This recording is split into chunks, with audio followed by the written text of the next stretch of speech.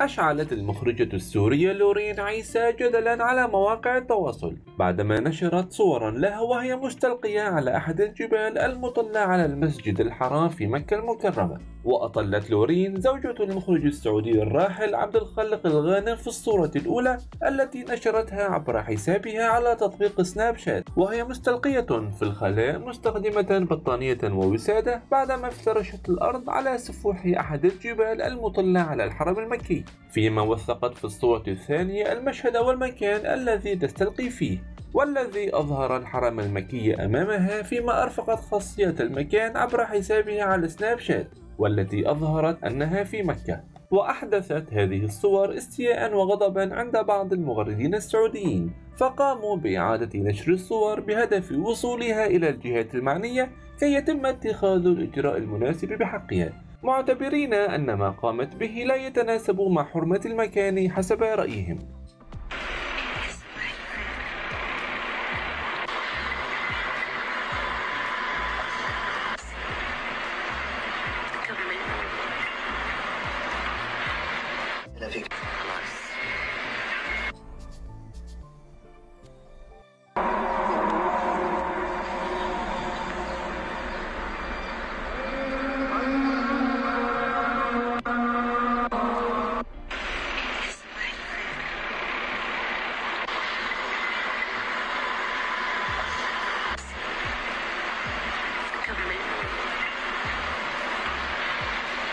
أهلا وسهلا فيك.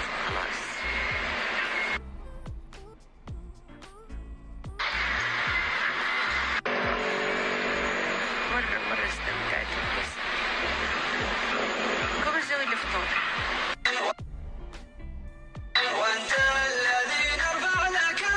وعلى صعيد آخر قالت المخرجة لورين عيسى في وقت سابق أن زواجها من المخرج السعودي الراحل عبد الخالق الغانم كان سريا في بدايته وقد كانت الزوجة الثانية. وأوضحت عيسى بأن زواجنا كان شبه سري لأن أغلب الوسط عرف بزواجنا، لكن قبل وفاته الله يرحمه بسنتين أعلن الخبر بشكل عام.